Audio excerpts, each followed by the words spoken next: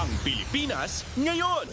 Narito na ang pinakamainit na mga balita na nakalap sa bawat sulok ng bansa. Ihahatid sa bawat Pilipino saan man kayo sa mundo. Ang Pilipinas ngayon. Pakinggan ang bawat kaganapan sa bawat lalawigan. Ito ang Pilipinas ngayon.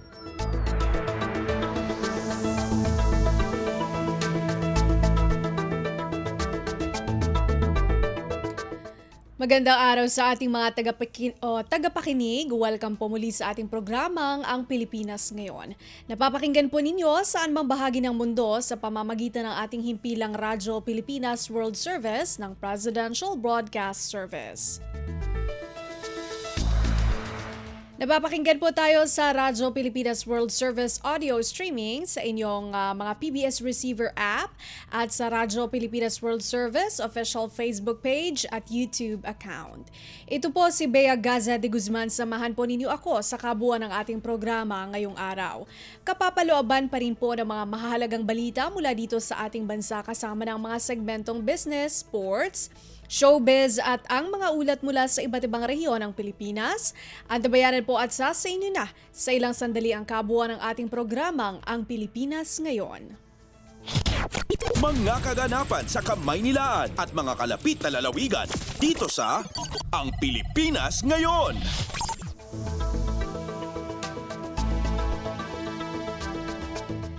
Sa ating mga balita, hinikayat ni Pangulong Ferdinand R. Marcos Jr. ang lahat ng public servants na gumamit ng makabagong teknolohiya para mapaganda pa ang kanilang serbisyo sa mga Pilipino. Ayon kay Pangulong Marcos, pagkakataon na ito para makagawa tayo ng mas magandang paraan para mas mapabuti ang pagseserbisyo sa pamamagitan ng teknolohiya. Equipped with the necessary skills and a renewed vision for public service, these civil servants will then be catalysts in leading the digital transformation of our bureaucracy from within. Si Pangulong Ferdinand R. Marcos Jr. Pasada ng mga balita mula sa Pilipinas para sa mga Pilipino saan man sa mundo. Ang Pilipinas Ngayon.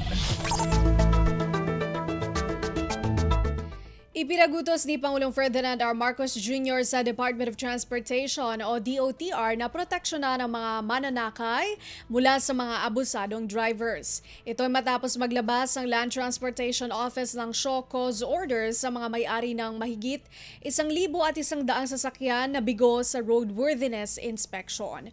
Bukod pa ito sa 671 drivers na sinuspinde dahil sa road crash at positibo sa iligal na droga.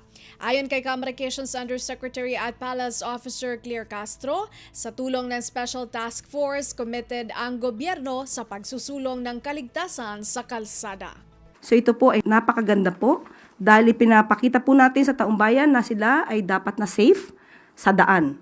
At hindi po dapat abusuhin ang anumang binigay na pribilehiyo na ikaw ay maging driver sa kalye. Si Communications Undersecretary at Palace Officer Claire Castro. Kumpleto, detalyadong balitaan, di papahuli sa mahahalagang kaganapan. Kamustahin ang inang bayan, ang Pilipinas Ngayon. Pamahalaan titiyaking mapopondohan ang 20 pesos kada kilong bigas para sa mga Pilipino. Magbabalita si Alvin Baltazar. Paglalaanan ng budget ng gobyerno ang murang bigas para sa mamamayan sa harap na din ang sisimula ng katuparan sa pangakong maipagkaloob sa mga Pilipino ang 20 pesos kada kilong bigas. Ayon kay Palace Press Officer at PCO Undersecretary Attorney Claire Castro, magkakaroon ng budget allocation ukol dito. Ang pamahalaan sa gitna ng hangaring maging abot kaya sa lahat ang presyo ng bigas. Sinabi ni Attorney Castro na target din ng administrasyon na maipagkaloob ang murang presyo ng bigas nang hindi nakakailanganin pang humingi ng asiste sa lokal na pamahalaan sa pamamagitan ng subsidiya. Ang gustuhan niya ng Pangulo ukol dito ay balikati na ng national government ang subsidiya na isang hakbang upang maibigay ang 20 pesos kada kilo ng bigas. Sa ngayon kasi, ayon kay Castro ay nagtutulong-tulong kapwa ang national at local government sa paghahati ng 13 pisong subsidy para matupad ang naturang pangako. Pakinggan natin si Palace Press Officer Undersecretary Attorney Claire Castro. Sa susunod pong taon, naisip po natin na mabigyan po ng sapat na pondo nang hindi na rin po kakailanganin ang anumang tulong mula sa LGUs. So, yan po ay bibigyan po ng pondo para po maibsan po talaga ang kahirapan sa pagbili po ng napakamahal na bigas. Mula sa Palasyo ng Malacanang para sa Bagong Pilipinas, Alvin Baltasar, Radyo Pilipinas, Radyo Publiko. At ang mga balita mula sa Pilipinas para sa mga Pilipino saan man sa mundo. Ang Pilipinas ngayon.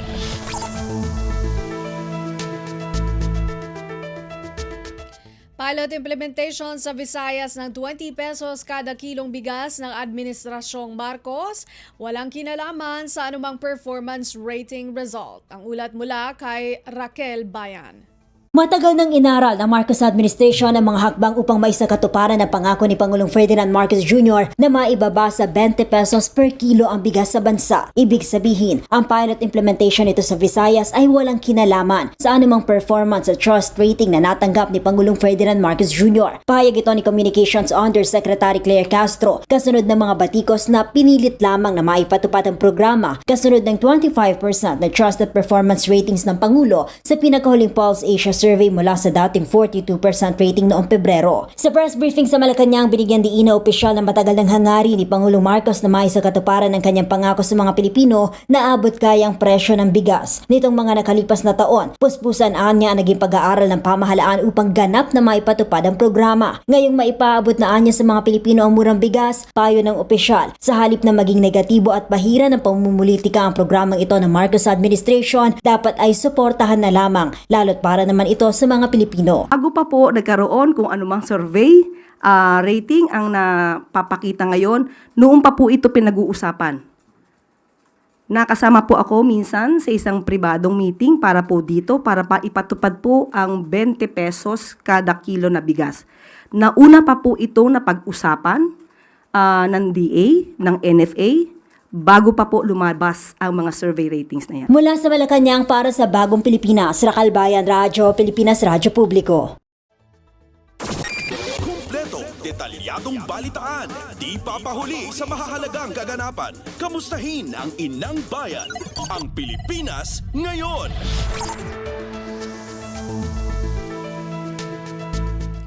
Department of Agriculture o DA hinikayat si Vice President Sara Duterte Carpio na makipagtulungan sa gobyerno imbes na batikusin ang programa sa murang bigas.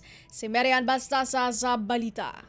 Nanawagan si Agricultural Secretary. Binahagi ni Senate Majority Leader Francis Tolentino ang natanggap niyang impormasyon na ang layunin ng China sa pagsuporta sa ilang kandidato para sa eleksyon sa Mayo ay para maripil o mabasurang Philippine Maritime Zones. Planong pagbebenta ng 20 pesos na kada kilong NFA rice ng pamahalaan. Aminado ang kalihim na nasaktan ito sa naging banat ng Vice Presidente na kinuwestiyon pa ang kalidad ng ibebentang murang bigas. Ayon sa kalihim, ginagawa ng DA ang lahat para masiguro ang maayos na kalidad ng bigas sa lahat ng programa nito. Punto pa nito sa pagsasabing ang bigas ng NFA pakain lamang sa hayop ay isang paghamak sa kalidad ng bigas ng milyon-milyong magsasaka. Sa ngayon, porsigido ang kagawaran masiguro ang pagtupad sa pangako ni Pangulong Ferdinand R. Marcos Jr. na mapagaan ang gastos ng pamilyang Pilipino lalo na sa mga hirap na sektor. Trying to do our best to do the job that yung aming mandato, and part of it is giving the best quality rice that we can process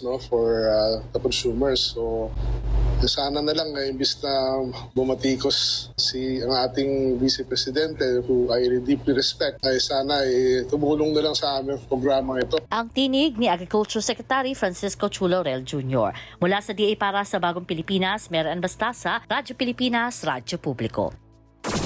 Kumpleto, detalyadong balitaan. Di papahuli sa mahahalagang kaganapan. Kamustahin ang inang bayan.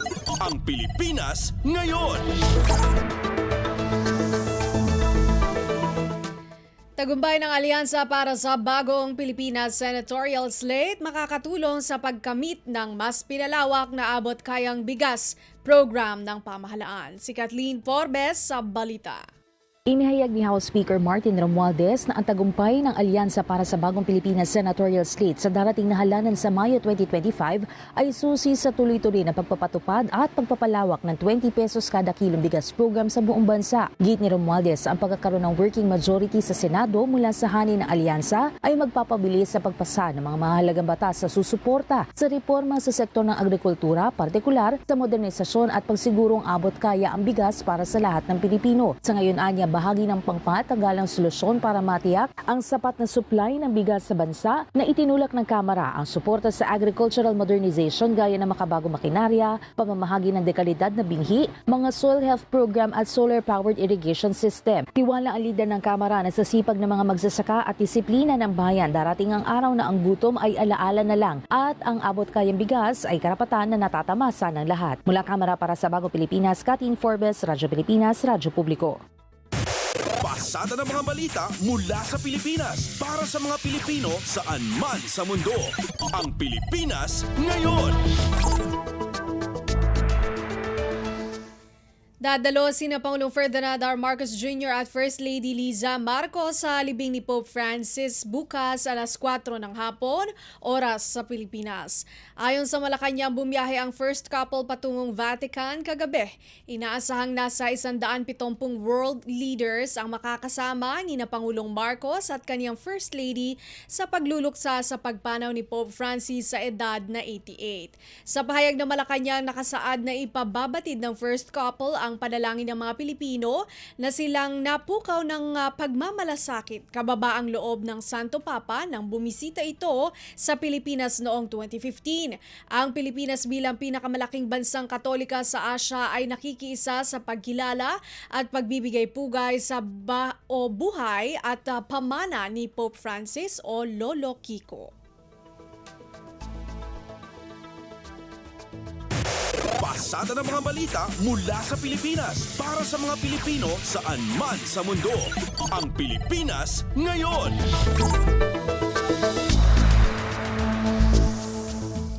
Samantala, bumuo si Pangulong Ferdinand R. Marcos Jr. ng Executive Committee na titiyak na hindi maaantala ang pamamahala sa gobyerno habang siya ay nasa opisyal na biyahe. Ang komite na binubuo ng Executive Secretary, kalihim ng Department of Agrarian Reform at Department of Justice ang otorisadong humalinlin kay Pangulong Marcos sa pang-ehekutibong tungkulin habang nasa labas siya ng bansa. Inaasahan din ang suporta sa komite mula sa lahat ng kagawaran, ahensya at instrumentalidad para gumana ang tungkulin ng Office of the President. Kumpleto, detalyadong balitaan, di papahuli sa mahahalagang kaganapan. Kamustahin ang inang bayan, ang Pilipinas ngayon. Binigyang pugay ni Pangulong Ferdinand R. Marcos Jr. ang tatlong natatanging Pilipino na naglakbay sa lahat ng 173 United Nations member countries. Kinilala ng Pangulo ang tagumpay ni na Odette Ricasa, Luisa Yu at Cash Medina Umandap. Ayon kay Pangulong Marcos, kahanga-hanga ang kanilang dedikasyon sa paglalakbay para makamit ang kanilang pangarap. Sabi ng Pangulo, tiyak na nag-iwan ng mabuting alaala ang tatlong Pilipino sa lahat ng bansang kanilang pinuntahan dahil ang mga Pinoy ay marunong makisama at may malasakit. Pasada ng mga balita mula sa Pilipinas para sa mga Pilipino saan man sa mundo. Ang Pilipinas ngayon. Muling tiniyak ng Philippine National Police o PNP ang kanilang dedikasyon upang protektahan ang integridad ng halalan bilang isang demokratikong proseso. Kaya naman puspusan ang ginagawang hakbang ng pulisya para palakasin ang kanilang kampanya kontra sa mga karahasang may kinalaman sa eleksyon, alinsunod sa atas ni Pangulong Ferdinand R. Marcos Jr. Ginawa ni PNP Chief Police General Romel Francisco Marbil ang pahayag kasunod ng mga naitalang insidente ng pamamaril sa alkalde ng Rizal sa Cagayan na si Joe Ruma.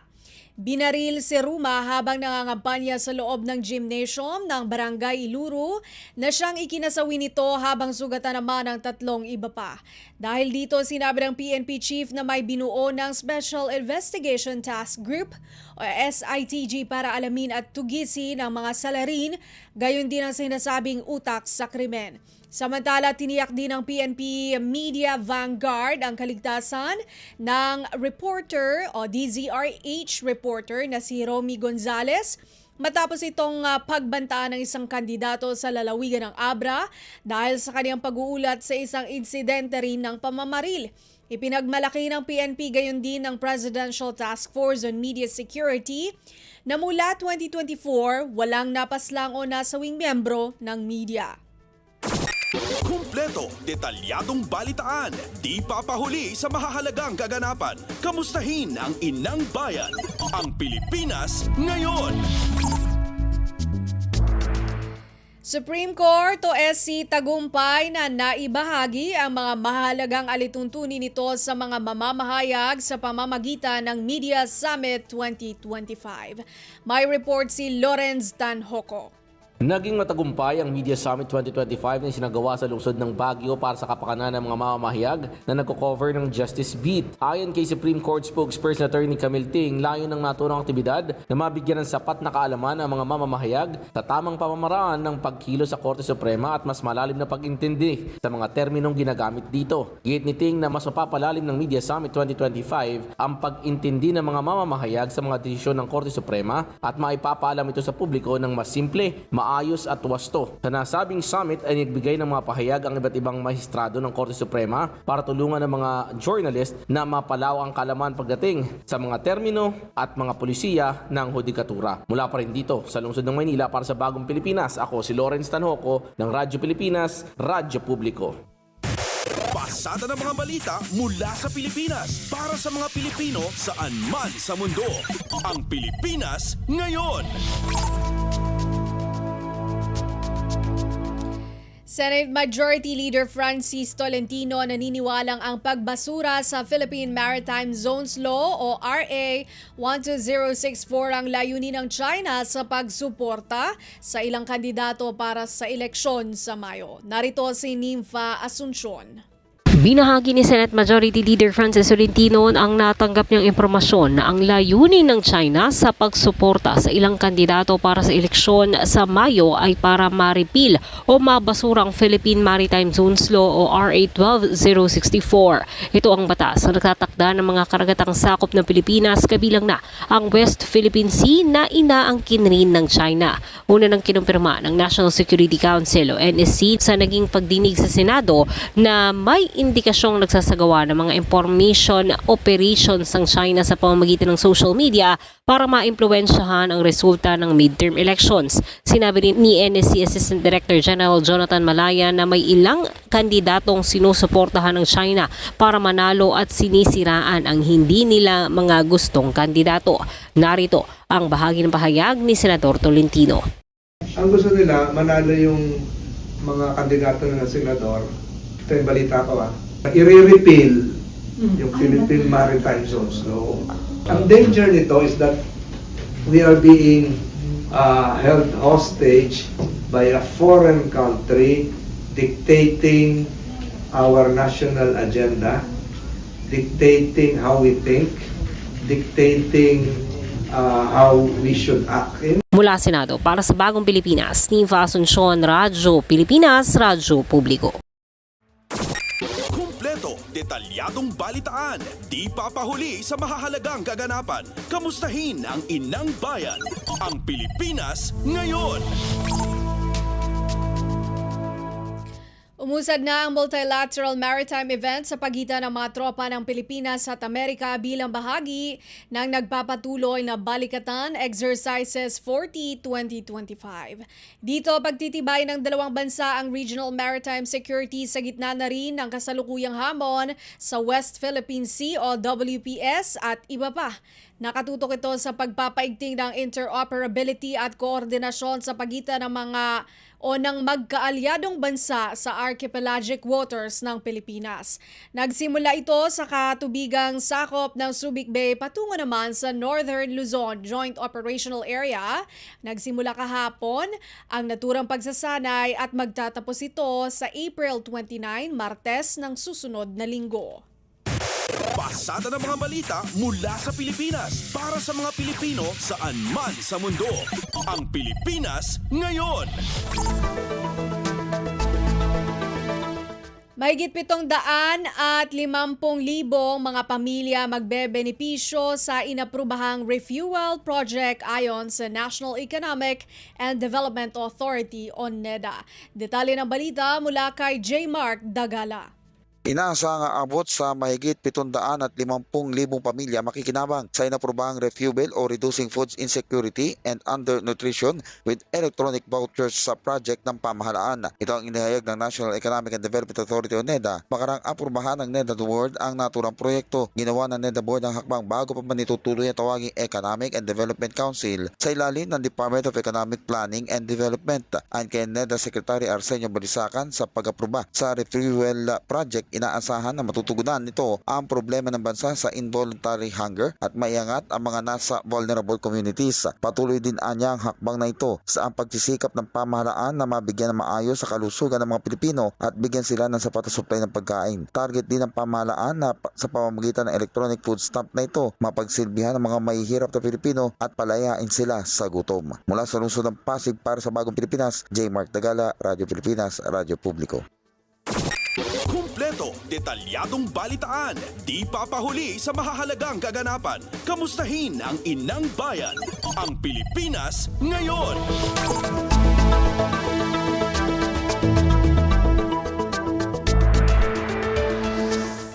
Umapela ang National Electrification Administration o NEA sa Kongreso na amyendahan ng Republic Act No. 11039 o Electric Cooperatives Emergency and Resiliency Fund o ECERF.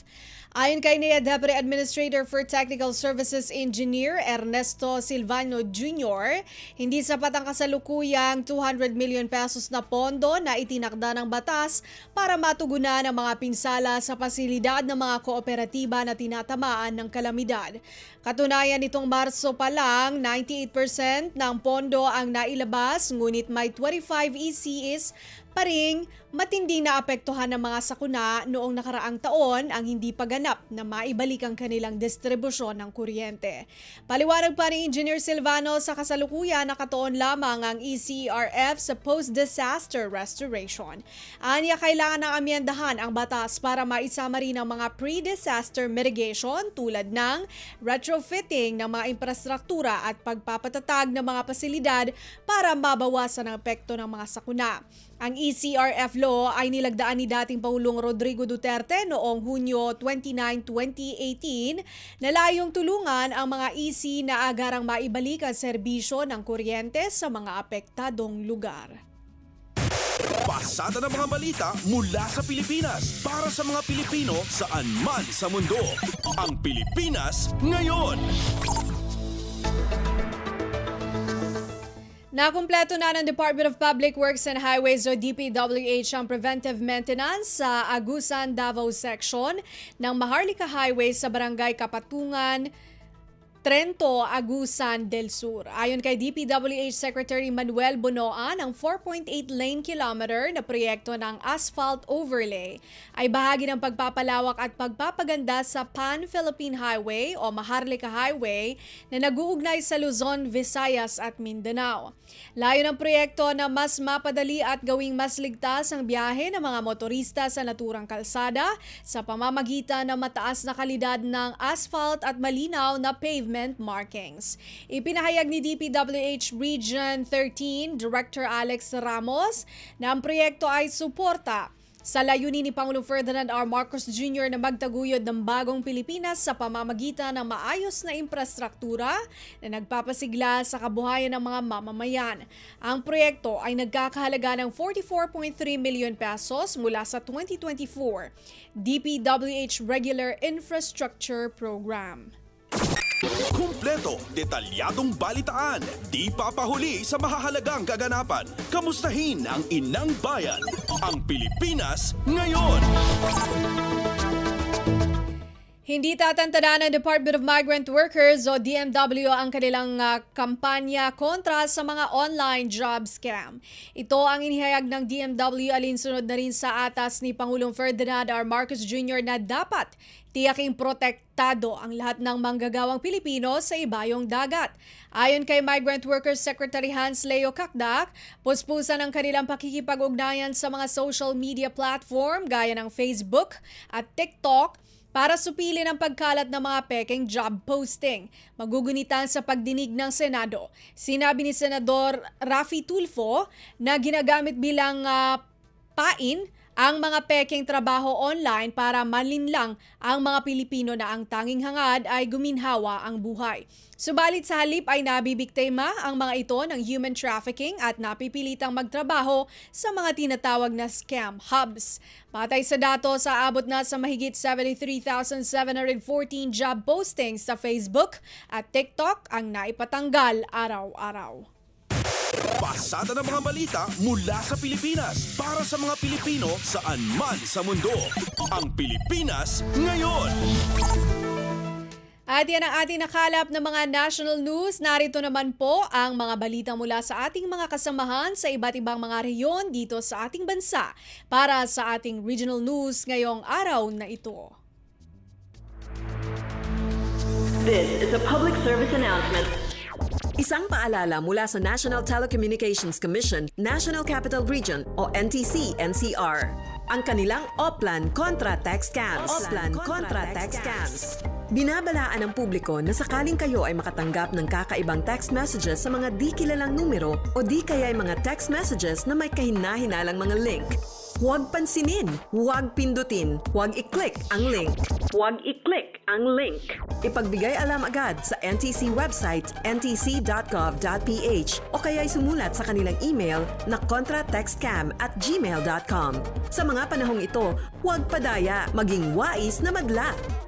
Makibahagi sa Oplan Contra Text Scam. This is a public service announcement. Public service announcement From PBS, Presidential Broadcast Service and Radyo Pilipinas. Hatol ng bayan. Election Quick Facts. Gun ban.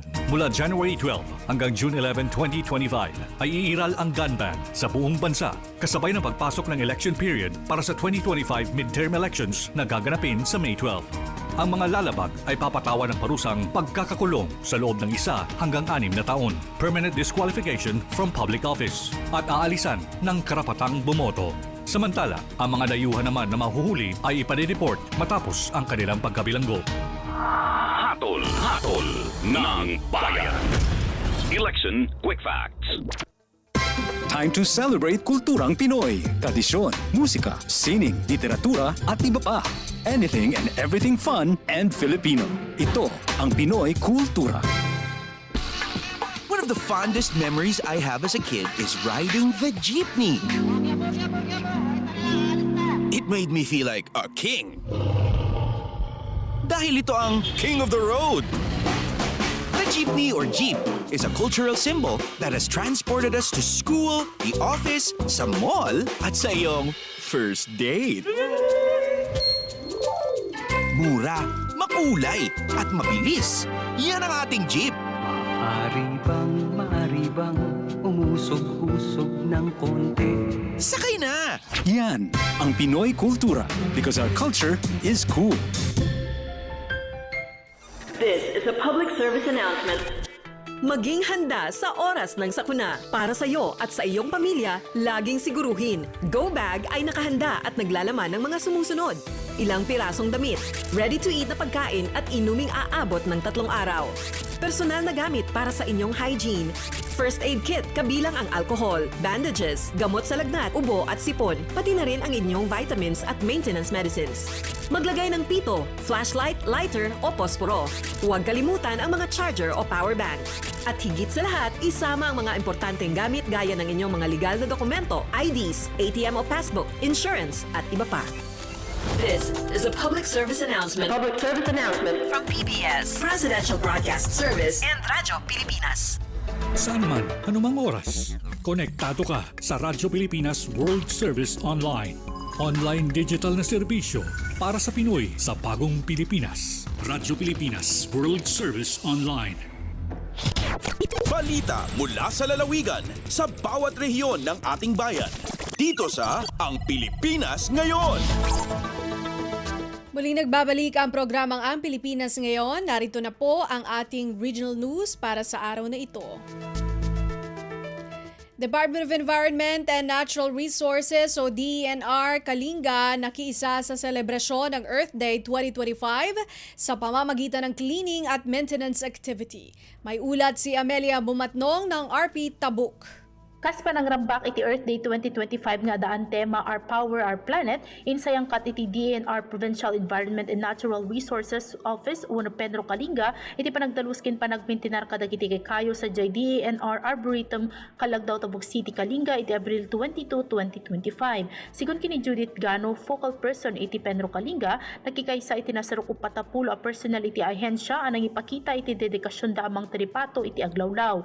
Dagiti naaramid ket pakairamanan iti ring weeding ken strip brushing, wano pa nang ikat dagiti ruruot tapno masiguro a dumakkel a nasalun at dagiti mulakin kayo sa jay. Kastamot ang mapasaya at iti visibility para iti nalaka pa nagbigbig iti klase ti kayo. Malaksid daytoy kinuna ni Gano agandat iti aktibidad ang maliklikan iti nyaman nga accidental damage o bayat iti maintenance activities ken maliklikan iti posible a puor ijay lugar. Dagiti species ti kayo a namentinar ket pakaibilangan iti nara, milina, tuay, mulave, mahogany, kamagong, ipil, ken pine. May naig iti Earth Day 2025 iti kampanya ket nakatutok iti panangguyugoy kadagiti tattao nga aramaton iti renewable energy ken clean electricity. Manipod DZRK Tabuk, Amelia Bumatnong para iti Radyo Pilipinas World Service. Balita mula sa lalawigan sa bawat rehiyon ng ating bayan. Dito sa Ang Pilipinas Ngayon. Maraming salamat, Amelia Bumatnong. 14 na magsasaka sa Alaminos City, Pangasinan na pagtagumpayan ng Philippine Good Agricultural Practices o PhilGAP Certification Renewal ng Department of Agriculture o DA. Si Ricky Kasipit ng RP Dagupan sa Balita. 14 ya dumaralos yanan lapud Alaminos City, Pangasinan sa opisyalanatan ya Philippine Good Agricultural Practices o PhilGAP Certified Kasumpal ya akapasaira at Certification Renewal in daulo ya Department of Agriculture o DA so sertipikasyon jad koordinasyon ya lokal a gobyerno ya Alaminos City sa PhilGAP at sakay a voluntaryon programa na sertipikasyon ya ginawa pya na sigurado so kalidad tan kaliganan ya sari produkto na agrikultura, proteksyon at kaliber-liber tan kalaganan na saray trabahador at uma pigara at saray benepisyo ya pagmaliw ya PhilGAP Certified Farm at say pakawalaan ya access at saray institutional ya managsaliw pakagamor na tagay iran presyo at tindaan tan karuman api kakabat ya itatarok na saray training ineksamin na sertifikasyon so panumpok at saray GAP procedures at saray tanaman dan salad tomato, aplan kangkong, sweet pepper, mangga tan ilik saya so kamatdo na pankanaw-nawa ya kapasa iray parehon dumaralos ya si karalabat so PhilGAP Certified Farmers at Abitlan Syudad. Malalapod RP Dagupan City, Pangasinan, aya si Ricky Kasipit para sa Radyo Pilipinas World Service. Balita mula sa lalawigan sa bawat rehiyon ng ating bayan. Dito sa Ang Pilipinas Ngayon. Maraming salamat, Ricky Kasipit. Department of the Interior and Local Government o DILG tinitiyak ang maayos na transition sa mga Local Government Unit o LGU matapos ang halalan. Ang detalye mula kay Mara Grezula ng RP Lucena. Tiniyak ng DILG na hindi maaantala ang serbisyo ng mga pamahalaang lokal matapos ang halalan sa pamamagitan ng pagbubuo ng Local Governance Transition Teams o LGTT sa mga lungsod at bayan. Sa panayam ng RP1 Lucena kay LGO06 Jose Maria Nino Revadavia mula sa DILG Quezon, sinabi niyang batay sa DILG Memorandum Circular 2025-016, mandato ang pagbuo ng LGTT sa lahat ng LGUs anuman ang kahinatnan ng halalan, manalo man o matalo ang mga kasalukuyang opisyal. Ang mga transition team aniya ay binubuo ng department heads ng LGU, incumbent officials at incoming officials. Tungkulin ng team na maayos na mailipat ang mga dokumento at patakaran ng LGU at maipaliwanag ang sistema at mga umiiral na programa, lalo na kung bago ang administrasyon. Layunin nitong maiwasan ang pagkaantala sa pagbibigay ng mga serbisyo sa publiko. Dagdag ni Ginoong Revadavia, dumadalo ang field officers ng DILG sa mga pagpupulong ng transition teams upang matiyak ang maayos na proseso. Mula sa lungsod ng Lucena para sa Hatol ng Bayan 2025, ito si Mara Gresula, Radyo Pilipinas, Radyo Publiko. Balita mula sa lalawigan sa bawat rehiyon ng ating bayan. Dito sa Ang Pilipinas Ngayon. Maraming salamat, Mara Grezula. Walang gutom program naghatid ng pagkain sa mahigit 500 mga benepisyaryo sa Gandara, Samar. Narito si Charmaine Perito ng RP Calbayog. Nakakarawat pagkaon ang 526 nga benepisyaryo ilarom sa walang gutom program sa Department of Social Welfare and Development DSWD Regional Office 8 sa bulig sa lokal nga gobyerno sa Gandara pinaagi sa Municipal Social Welfare and Development Office. Ang walang gutom program inusang nga inisyatibo sa gobyerno nga nagtutuyo paghatag solusyon sa gutom ngan malnutrisyon labi na sa mga kablas, mga may edad ngan mga kabataan. Ini nga programa nagtutok sa paghatag pagkaon ngan suporta ngan iba pa nga mga serbisyo para sa mga vulnerable nga sektor sa komunidad. Pinaagi sa programa ang mga benepisyaryo na hatagan sin pagkaon nga makakabulig sa pagpaiban sa insidente sa gutom ngan ginpapabaskog ang kapasidad sa mga pamilya nga makakarawat nutrisyon nga igo para sa panginahanglan. Tikang sa Radyo Pilipinas Calbayog, Charmaine Perito para sa Radyo Pilipinas World Service. Balita mula sa lalawigan sa bawat rehiyon ng ating bayan. Dito sa Ang Pilipinas Ngayon. Maraming salamat, Charmaine Perito. Pag-aalay ng dasal sa mga misa ng mga simbahang Katoliko sa buong Diocese of Tandag para sa namayapang Santo Papa nagpapatuloy. Maghuhulat si Nerissa Espinosa ng RP Tandag. Nagapadayon karon ang pag-ampo pinagi sa mga misa sa nagkadaiyang simbahang Katoliko sa tibok Diocese sa Tandag alang sa kapahulayan sa kalag sa Santo Papa.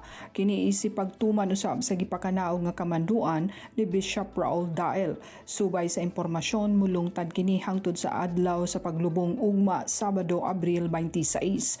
Hingpit nga gikasubo sa tibuok Diocese ang kamatayon ni Pope Francis nga usa ka maabi-abihong leader sa simbahang Katoliko o gimahal sa katawhan.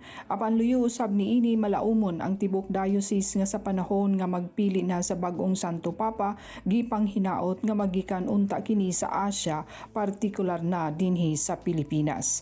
Gikan sa RP Tandag kini si Nerissa Espinosa alang sa Radyo Pilipinas World Service. Balita mula sa lalawigan sa bawat rehiyon ng ating bayan. Dito sa Ang Pilipinas Ngayon. Maraming salamat, Nerissa Espinosa. Base and Base Merit Qualifying Exam ng Ministry of Science and Technology Bangsamoro Autonomous Region in Muslim Mindanao o BARM, sinimulan na. Balitang hatid ni Eloisa Mohamad ng RP Holo.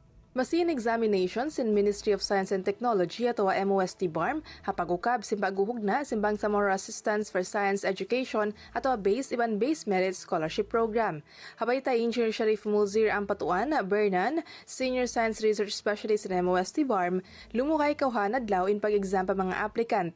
Amon piya paon doon daha upis in MOST Sulu, Hascat Road, Asturias, Holo Sulu. Iban ang kaiban ang pabahagi simbang Samoro Region. Aon upat nga katus applicant inatay manila agiuo ni kaunong batch sin base hain ang daysap ubat nga katus ha base merit goreng harupa sug. Bunal amo da kauhan tag 5 top qualifier makasud bibilang na malago opportunity ini pa mga incoming college freshmen amo nagmamaksud kumawa science and technology related program. Kin matulong nga ibo pila kin matay maalawan sinambok base scholar sa takauhan nga ibo pila isabi na base merit. Tengha RP Hulo, Eloisa Muhammad, Radyo Pilipinas World Service. Balita mula sa lalawigan sa bawat rehiyon ng ating bayan. Dito sa Ang Pilipinas Ngayon. Maraming salamat kay Eloiza Mohamad. Narinig po ninyo ang mga balita mula po sa iba't ibang lalawigan dito sa Pilipinas sa pamamagitan po ng ating regional news. Sa pagbabalik ng programang Ang Pilipinas Ngayon, antabayanan si Leo Magpayo para sa balitang negosyo at kalakalan at balitang pampalakasan. Narito muna ang ilang paalala. Hatol ng bayan. Election Quick Facts. Campaign period. Ang opisyal na campaign period para sa mga national candidates ay magsisimula sa February 9, 2025 at mayroon silang 90 days para mangampanya. Samantala, mayroon namang 45 days para mangampanya ang mga tumatakbo para sa local positions at magsisimula ito sa March 29, 2025. Ang campaign period ay matatapos sa May 10, 2025. Hatol ng bayan. Election Quick Facts. Time to celebrate kulturang Pinoy. Tradisyon, musika, sining, literatura at iba pa. Anything and everything fun and Filipino. Ito ang Pinoy Kultura. Experts say this, journalists write it, and we promote it. Sadyang malikhay ng Pinoy, yes? You hear that all the time. We merge dishes like sinigang na corned beef. We mash up songs for a laugh like Señorita by Shawn Mendes. I love it when you call me Señorita. Pintig ng puso ko'y para sa'yo. And Lumayo Ka Man Sa Akin by Rodel Naval. And there's the timeless practice of Pinoy parents naming their kids after their meshed names, like Jovelyn or Benjamin. Pero ang isa pang mahilig ko tingtingin ng Pinoy ay language. Mga salitang Tagalog na minerge or completely inimbento, pauso. Street words or slang, made-up words or familiar words with made-up meanings only a Filipino would know, like praning, tanyare, and some that have even made it to the Oxford English Dictionary, like bongga, defined as flamboyant or excellent. Pahala na, balikbayan, high blood. Yup, they're in the Oxford English Dictionary. Look under Philippine English along with other Filipino coined words. The OED has an entire Philippine English piece on it. The first editions were plant or animal names like abaca and tamarao. Recent editions include kilig, pandesal, and traffic as an adjective, defined as marked by slow movement of vehicles or congested. Filipino lexicographer Danica Salazar says the Philippine-sourced editions legitimize Philippine English as a variety in its own right. The words that got in did so from observed use online in publications and through linguistic studies. It'll be interesting to see what other Filipinized words make it next. What about Keri o Marites? Yan ang Pinoy Kultura because our culture is cool. This is a public service announcement. Isang paalala mula sa National Telecommunications Commission, National Capital Region o NTC-NCR. Ang kanilang Oplan Contra Text Scams. Binabalaan ng publiko na sakaling kayo ay makatanggap ng kakaibang text messages sa mga di kilalang numero o di kaya ay mga text messages na may kahina-hinalang mga link. Huwag pansinin, huwag pindutin, huwag i-click ang link. Huwag i-click ang link. Ipagbigay alam agad sa NTC website ntc.gov.ph o kaya'y sumulat sa kanilang email na contratextcam@gmail.com. Sa mga panahong ito, huwag padaya, maging wais na madla. Makibahagi sa Oplan Contra Text Scam. This is a public service announcement. Public service announcement from PBS, Presidential Broadcast Service, and Radyo Pilipinas. Kasama si Pangulong Ferdinand Bongbong Marcos Jr. ay mas abot kamay na sa manggagawang Pilipino ang kanilang mga pangarap. Yan naman ang mandate ng government is to create jobs. We are creating jobs, livelihood to so many families. Sa ating mga mamamayang Pilipino, alam po namin na hangad ninyo na magkaroon ng maayos, matatag at marangal na trabaho. Binubuksan natin ang isang bagong yugto sa ating bansa kung saan mayroong sapat at dekalidad na trabaho para sa lahat. Mas maraming pintuan ang magbubukas para sa ating inaasam na maunlad at mapayapang kinabukasan. Sa pamahalaang Marcos, ang bagong Pilipinas nakikita na sa nagbabagong Pilipinas. Patuloy ang trabaho, patuloy ang pagbabago. Saan man, anumang oras, konektado ka sa Radyo Pilipinas World Service Online. Online digital na serbisyo para sa Pinoy sa bagong Pilipinas. Radyo Pilipinas World Service Online. Lagay ng ekonomiya, kalakalan, negosyo at iba pa. Atin ang alamin dito sa Ang Pilipinas Ngayon.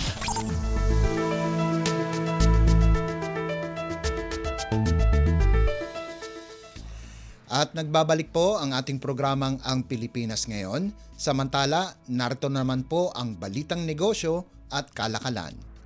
Naglabas ng bagong revenue regulations ang Department of Finance o DOF upang pasimplehin at pabilisin ang proseso ng pag-avail ng tax incentives para sa sektor ng edukasyon. Layunin nito na hikayatin ang mas maraming pribadong sektor na mamuhunan sa pagpapalago ng human capital ng bansa. Ayon kay Finance Secretary Ralph Recto, bibigyang prioridad nito ang edukasyon para sa mas mabilis na pag-unlad at pag-angat ng buhay ng mga Pilipino. Ang Revenue Regulations No. 13-2025 na nilagdaan ni Secretary Recto sa rekomendasyon ni Bureau of Internal Revenue o BIR Commissioner Romeo Lumagi Jr. ay naglalayong tanggalin ang mga luma at komplikadong proseso na naging hadlang sa pagkuha ng mga tax incentive para sa edukasyon at pagsasanay. Ang Republic Act o RA number 8525 ay naghihikayat sa mga pribadong kumpanya na tumulong sa modernisasyon ng mga pampublikong paaralan, habang ang RA number 12063 naman ay layuning pag-isahin ang iba't ibang Enterprise-Based Education and Training o EBET programs upang epektibong matugunan ang kawalan ng trabaho at hindi tugmang kasanayan sa merkado. Ang inisyatibang ito ay nakabatay sa Philippine Development Plan o PDP 2023 to 2028 ni Pangulong Ferdinand R. Marcos Jr. na naglalayong palakasin ang ugnayan ng gobyerno at pribadong sektor para makapaghatid ng dekalidad, inklusibo at trabahong angkop sa edukasyon at pagsasanay sa mga Pilipino. Lagay ng ekonomiya, kalakalan, negosyo at iba pa. Atin ang alamin dito sa Ang Pilipinas Ngayon.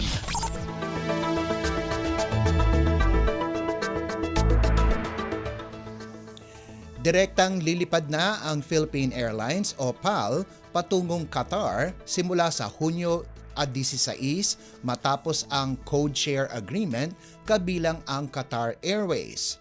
Ang mga eroplanong nakatakdang patuloy na lumipad patungong Qatar ay magmumula sa Ninoy Aquino International Airport o NAIA. Ayon sa naging pahayag ni PAL President Stanley Nang, ikinagagalak ng Philippine Airlines ang paglawak ng koneksyon ng organisasyon upang mabigyan ng mas komportable at ligtas na biyahe ang mga pasahero. Ang tuloy-tuloy na paglipad ng PAL patungong Doha ay makakatulong upang mas mapausbong ng bansa ang pagdaloy ng turismo, pakikipagkalakalan at negosyo. Patuloy namang magtutulungan ang dalawang paliparan upang tumuklas ng mga bagong oportunidad para sa mas matagal at matagumpay na koneksyon sa isa't isa. Gagamitin ng PAL ang long-range Airbus A330 hanggang 300 na eroplano na mayroong 18 kama para sa exclusive business class cabin at 341 na upuan para sa main economy class cabin. Ang partnership ay mabibigyan ng pagkakataon ang mga bumabiyahe sa Pilipinas na tumungo sa mahigit 170 destinasyon sa network ng Qatar Airways mula Africa, Amerika, kalagitnaang Asya, Europa at sa Middle East. Lagay ng ekonomiya, kalakalan, negosyo at iba pa. Atin ang alamin dito sa Ang Pilipinas Ngayon.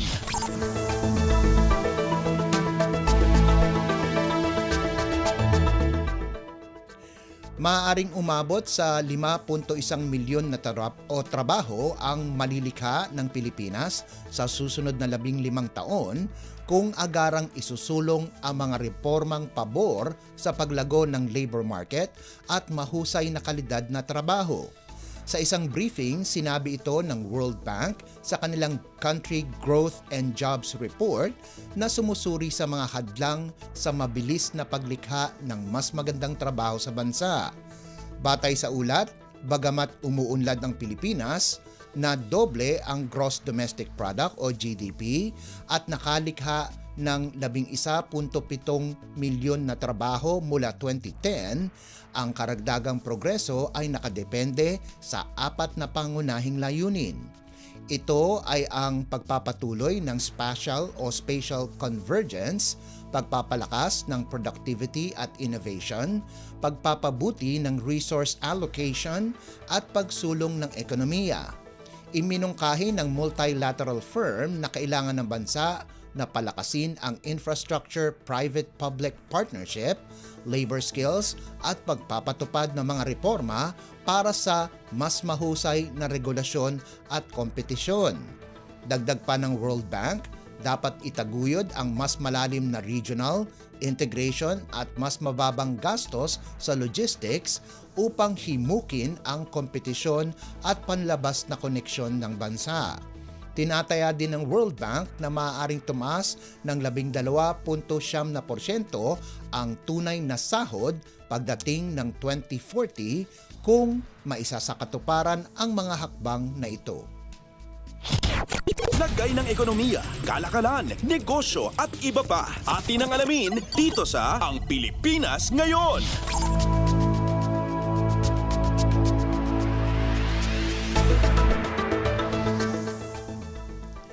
Sinabi ng Information Technology and Business Process Association of the Philippines o IBPAP na layunin nila ang 7 hanggang 8% paglago sa kanilang industriya sa susunod na taon. Ayon kay IBPAP President and Chief Executive Officer Jack Madrid, nagdagdag ng 130,000 trabaho ngayong taon at posibleng umabot ng nasa 1.7 milyong trabaho sa katapusan ng taon. Dagdag ni Madrid, kumpiyansa sila na lalaki ang industriya ng 8.7%. Sa usaping revenue, sinabi ni Madrid na ang sektor ng Business Process Outsourcing o BPO ay magpoposte ng 8.8% paglago sa 35.4 na bilyong dolyar ngayong taon. Sinabi din ni Madrid na ang mga sektor na may pinakamalakas na paglago sa susunod na taon ay nasa healthcare, banking and finance at contact centers. Ang Pilipinas ay nananatiling nangunguna sa tradisyonal na contact center na nananatili ding in demand. Sa ilalim ng IBPAP Roadmap, target ng Information Technology and Business Process Management o IT-BPM industry ang paglikha ng 1.1 milyong panibagong trabaho hanggang sa taong 2028, kung saan ang kabuang bilang ay aabot sa 2.5 milyon. Sa usaping revenue naman, ayon kay Madrid, inaasahan na aabot sa 59 na bilyong dolyar ang kikitain ng IT-BPM sector hanggang sa taong 2028.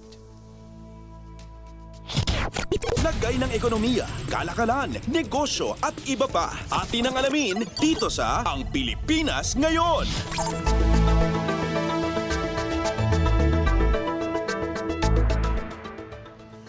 Nanawagan si Senator Joel Villanueva sa mga miyembro ng House of Representatives na pag-usapan na ang Minimum Wage Increase Act sa oras na magsimula ang sesyon sa Hunyo 2. Umaasa si Senator Villanueva na aprobahan ito ni Pangulong Ferdinand R. Marcos Jr. bago matapos ang termino ng ika-19 na Kongreso sa Hunyo 13. Ang pagsasakatuparan ng batas na ito ay magsisilbing natatanging regalo para sa mga manggagawang Pilipino para sa Araw ng mga Manggagawa sa unang araw ng Mayo. Sa oras na maisabatas ang Senate Bill number 2534 o ang 100 peso Daily Minimum Wage Increase Act of 2023 ay tataas ng 100 piso ang minimum wage ng mga manggagawa. Inaprubahan na ng Senado sa ikatlo at huling reading ang batas na ito noong 19 ng Pebrero. Lagay ng ekonomiya, kalakalan, negosyo at iba pa. Atin ang alamin dito sa Ang Pilipinas Ngayon.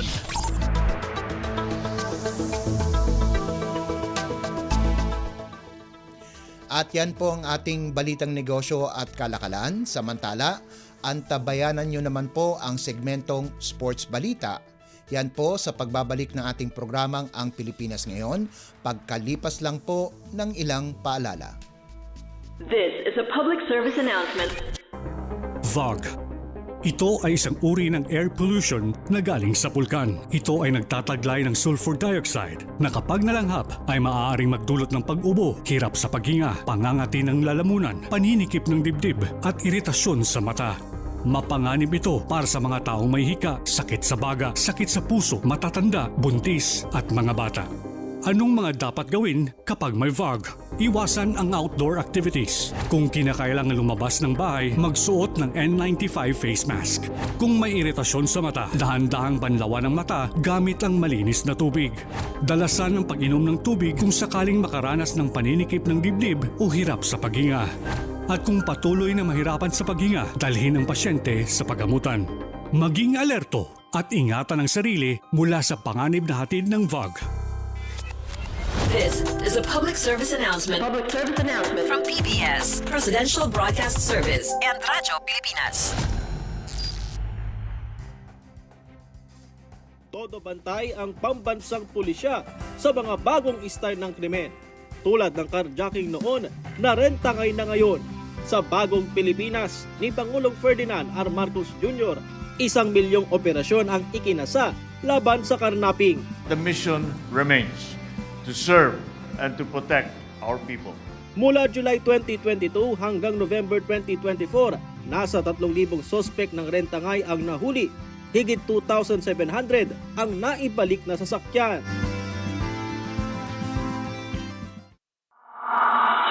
Hatol ng Bayan. Election Quick Facts. Gun ban. Mula January 12 hanggang June 11, 2025 ay iiral ang gun ban sa buong bansa kasabay ng pagpasok ng election period para sa 2025 midterm elections na gaganapin sa May 12. Ang mga lalabag ay papatawan ng parusang pagkakakulong sa loob ng 1 hanggang 6 na taon, permanent disqualification from public office, at aalisan ng karapatang bumoto. Samantala, ang mga dayuhan naman na mahuhuli ay ipadireport matapos ang kanilang pagkabilanggo. Hatol ng Bayan. Election Quick Facts. Hinuhulma ang kasanayan ng manggagawang Pilipino sa ilalim ng administrasyon ni Presidente Ferdinand Marcos Jr. Katuwang ang TESDA ay patuloy ang pagtatag ng pangarap sa tulong ng SBMA Center for Excellence. During the job fair, kinukulang na ang nag-a-apply. Kaya together with TESDA, naglagay kami ng kanilang facility at papalakihin pa namin para mas marami kaming natuturuan at titrain ng mga trabahador at makuha sila dito. Yung aming education enhancement skill for the workers, kailangan maging competitive din tayo. We can do it and we are training them to do it. Kasama ng manggagawang Pilipino ang Administrasyong Marcos sa pagtupad ng kanilang mga pangarap. Sa pamahalaang Marcos, ang bagong Pilipinas nakikita na. Sa nagbabagong Pilipinas, patuloy ang trabaho, patuloy ang pagbabago. Paliwanag mo sa tao na hindi totoo yan.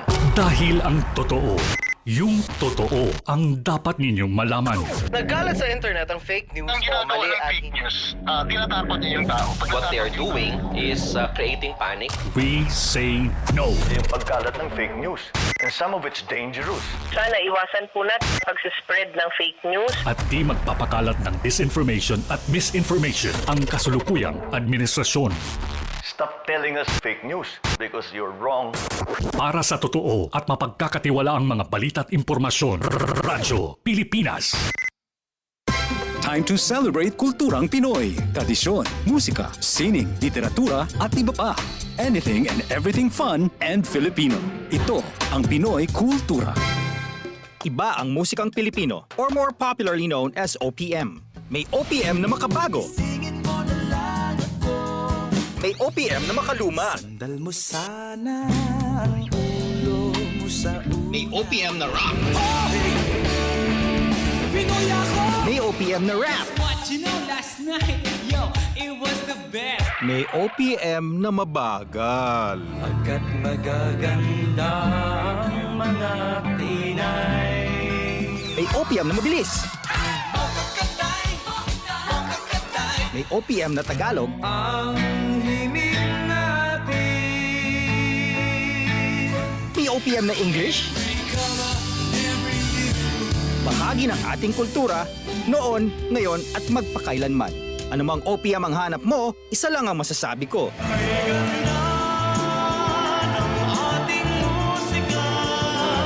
Yan ang Pinoy Kultura because our culture is cool. Radyo Pilipinas World Service Online. Reaching you in digital format. Anytime, anywhere. From Manila, Philippines. Updates at pinakahuling mga usapin sa mundo ng palakasan. Atin ang pakinggan dito sa Ang Pilipinas Ngayon.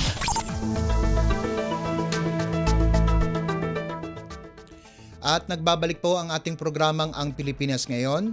Narito naman po ang sports balita. Kinapos si Filipina tennis star Alex Ayala kay world number 2 Iga Swiatek 4-6, 6-4, 6-2 sa round of 64 ng World Tennis Association o WTA na Madrid Open na kasalukuyang ginaganap sa Espanya. Bago nito, tinalo ng world number 72 na si Ayala si world number 64 na si Victoria Tomova ng Bulgaria 6-3, 6-2 sa round of 128.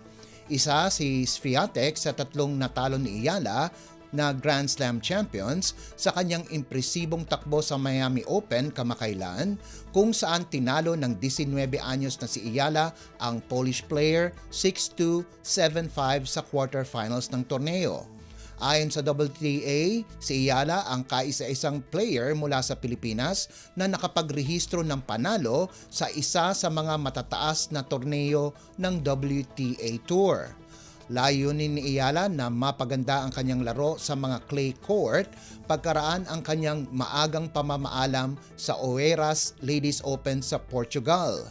Nakakuha din ng main draw entry si Ayala sa darating na Grand Slam event na French Open. Updates at pinakahuling mga usapin sa mundo ng palakasan. Atin ang pakinggan dito sa Ang Pilipinas Ngayon.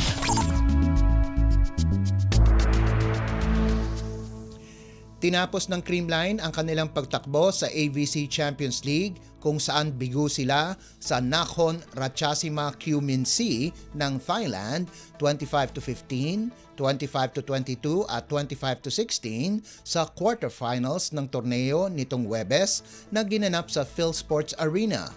Dahil sa panalo, umabanse sa semifinals ang Nakhon Ratchasima habang talsik na sa torneo ang Cool Smashers. Sinabi naman ni Creamline head coach Sherwin Meneses na makakatulong ito sa kanilang eksperyensa para makapaghanda sila sa mga susunod na international competitions. Samantala, bigo ding makapasok ng semis ang PLDT pagkarang yumuko sila sa Zetisu ng Kazakhstan 25-13, 25-22 at 25-20 sa isa pang quarterfinals matchup. Pinangunahan ni Tatiana Nikitina ang Kazakhs sa nalikom nitong 19 na puntos galing sa 14 na attacks, 4 na blocks at isang service ace habang nagdagdag si Karina Denisova ng 15 puntos para umabante ang Zetisu sa semifinals.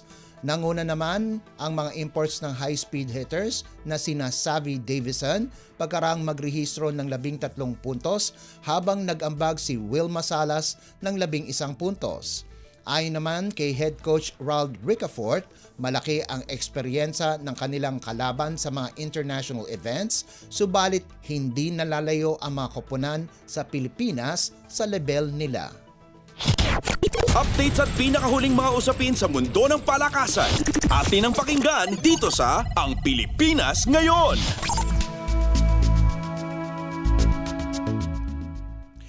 Naging matagumpay ang mga NCAA teams ng College of St. Benilde at Emilio Aguinaldo College para magtapat sa Pinoy Liga Next Man Cup pagkatapos nilang dispatchahin ang kanilang mga katunggali nitong Huwebes sa larong ginanap sa Enderan College's gym sa Taguig City.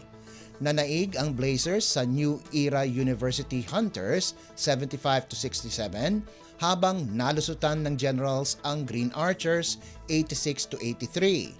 Pinangunahan ni Gio Gonzaga ang CSB sa nagawa nitong 12 puntos habang nagambag sina Sean Umali at Jericho Halalon ng tig 10 puntos bawat isa para sa Blazers. Balanse naman ang opensa sa panig ng New Era sa pangunguna ni Tristan Tolentino sa nagawa nitong 14 na puntos, James Manzano na may 13 puntos, foreign athlete student Tori Seju Adams na may 12 puntos, Vincent Nablo na may 11 puntos at Aldrin Basabika na may 10 puntos.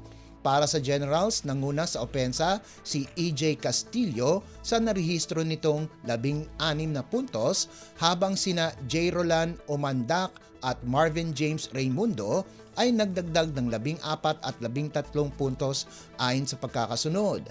Nakapagtala naman ng double-double si Luis Pablo na may 15 puntos at 13 rebounds para sa Lasal, habang ang baguhan na si Keyan Baklaan at Boris Marasigan ay kapwa nakalikom ng 17 puntos bawat isa. Ang finals sa pagitan ng CSB at EAC ay lalaruin sa Mayo 4 sa kaparehong venue. Updates at pinakahuling mga usapin sa mundo ng palakasan. Atin ang pakinggan dito sa Ang Pilipinas Ngayon.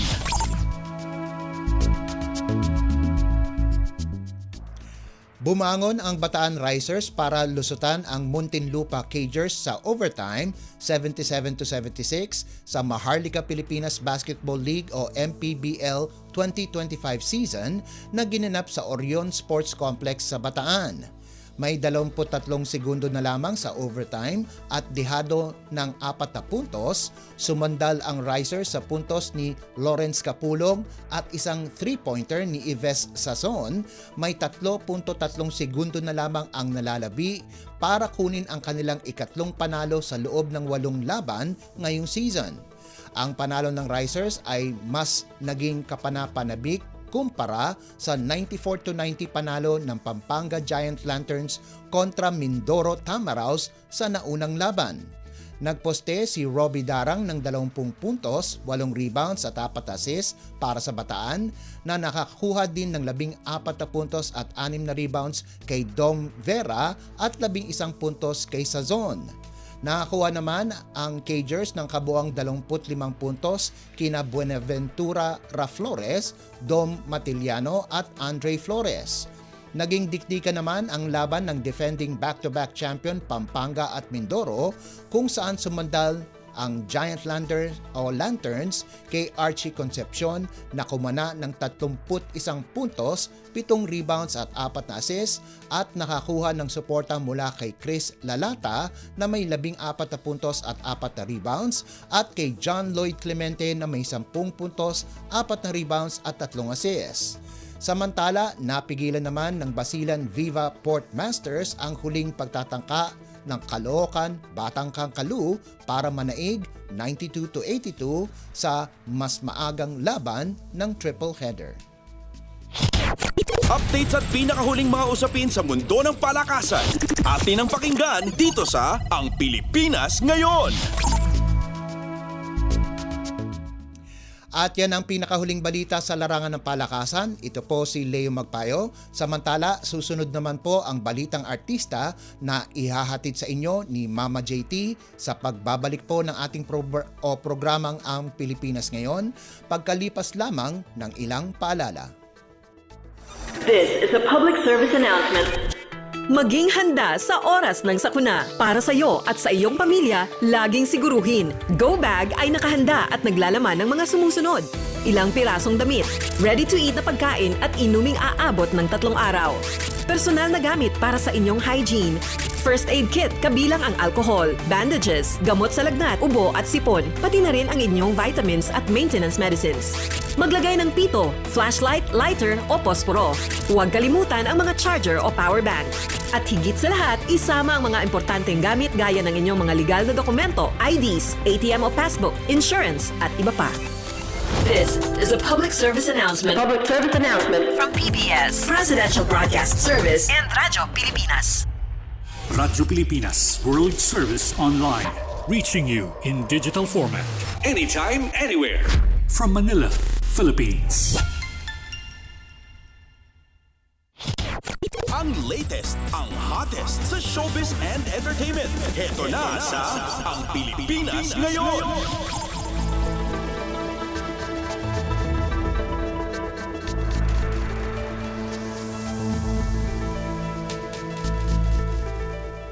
At muling nagbabalik ang Pilipinas ngayon. At halo magandang araw sa ating mga chismoso at chismosang nagabang ng mga trending na balita sa mundo ng showbiz. Ito na ang ratsyada ng ating mga chika!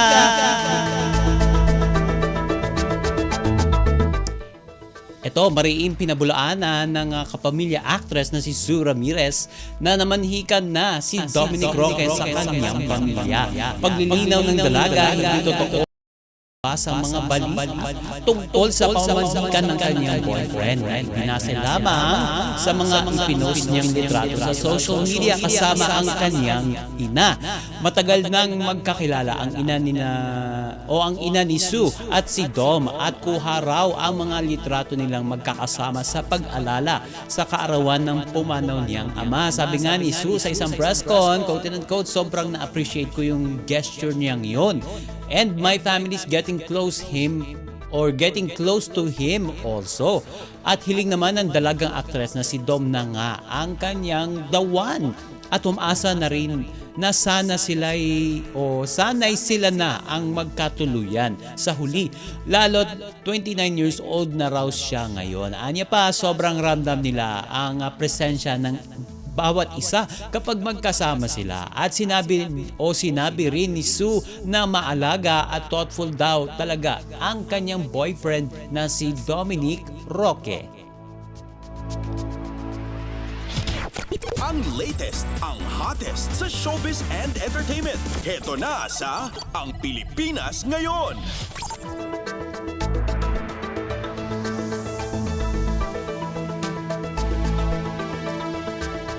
Sa iba pa natin chika for today, na intriga at napaisip ang mga netizens sa cryptic post ng dating actress na si Jackie Forster na iniugnay sa balitang paghiwalay ng anak niyang si Kobe Paras at kapuso star na si Kylene Alcantara. Dalawang makahulugang quote ang ipinost ni Jackie sa kanyang Instagram stories na may kinalaman sa emotional manipulation at accountability. Mababasa ang mensahe and published as is, quote and unquote, when someone realizes they can no longer manipulate you, they rewrite the story to protect themselves because telling the truth would require them to face the harm they caused and to sit with everything they've been avoiding within themselves. It's easier to deny, deflect, and distort than to take accountability. So, instead of owning their behavior, they create a version of the story where you're the problem, but their narrative doesn't change your reality, and your healing doesn't require their validation. End of quote doon sa post ng ina ni Kobe na si Jackie Forster. Pero ang mas nakakuha ng atensyon ng mga netizen ay ang hashtag na ginamit ng nanay ni Kobe sa kanyang post. Ang hashtag Mama with Receipts o yung ito nga, may resibo nga ang kanyang ina. Kasunod nito ay ang isa pang IG o Instagram story ni Jackie na naglalaman ng katagang Manipulation is when they focus on how you reacted instead of how they treated you. Ang nagkakaisang tanong ng mga netizen natin, may connection nga ba ito sa umano'y breakup ni Kobe at Kailin? At ito, nagsimula kasing kumalat ang chika na hiwalay na ang celebrity couple noong Abril 11 nang mapansin ng kanilang fans na binuran na ni Kobe sa ilang pictures nila ni Kailin sa Instagram. At kasunod nito ay si Kailin naman ang nagbura ng mga photos nila ni Kobe sa IG, pero makikita pa rin dito ang mga brand collaboration at events na pinuntahan nila together. Nito lamang nakaraang araw ay in-unfollow ni Kobe at Kailin ang isa't isa sa Instagram, kaya naman mas marami na ang kumbinsido na hiwalay na ang celebrity couple at hanggang ngayon ay wala pang direktang pag-amin ang dalawa sa tunay na estado ng kanilang relasyon. Ang latest, ang hottest sa showbiz and entertainment. Heto na sa Ang Pilipinas Ngayon.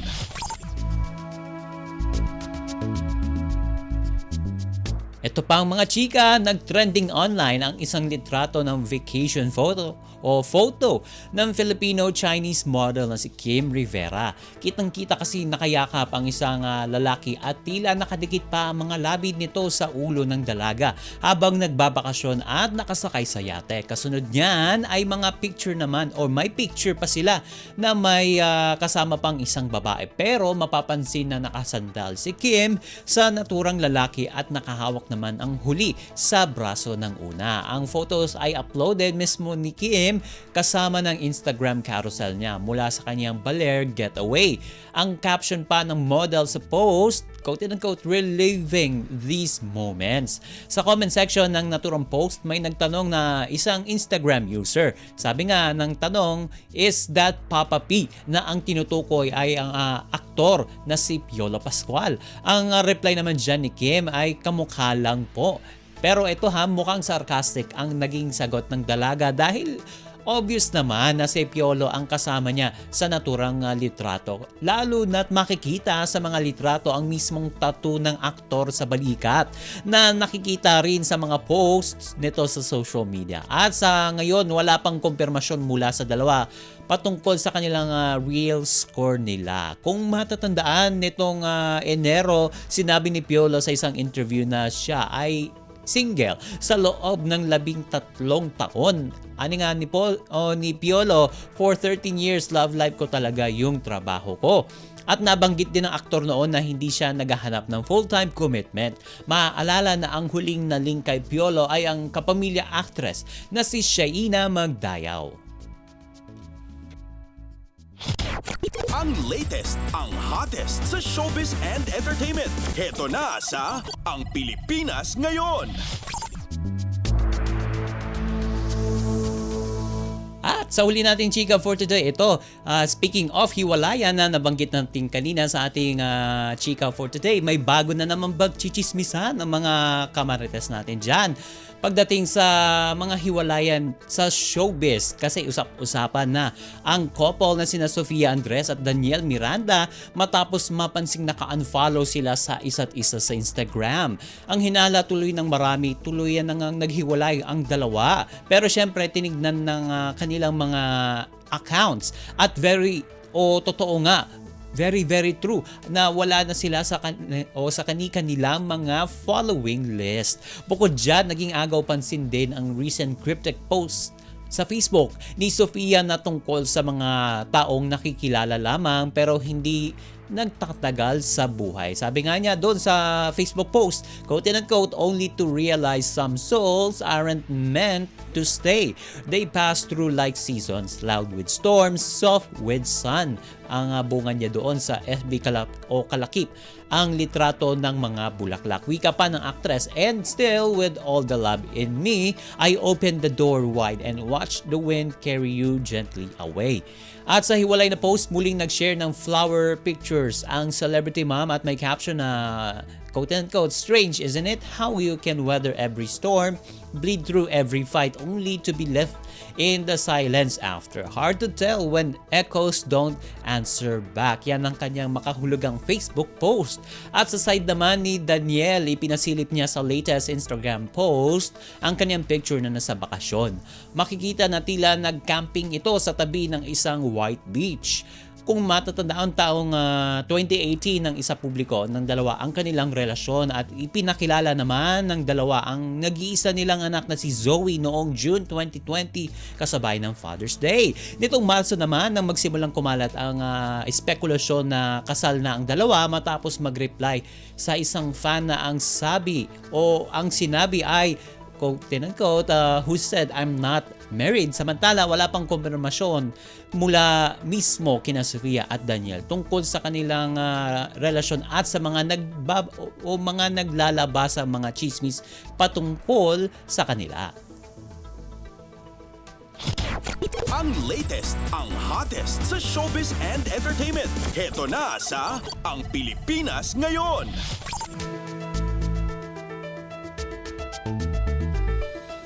And OMG, wala na tayong sapat na oras para sa ating balitang artista. Maraming salamat mga kachismis sa pakikinig sa aking mga chika.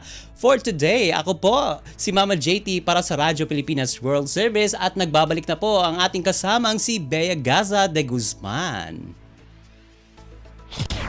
Ang latest, ang hottest sa showbiz and entertainment. Heto na sa Ang Pilipinas Ngayon.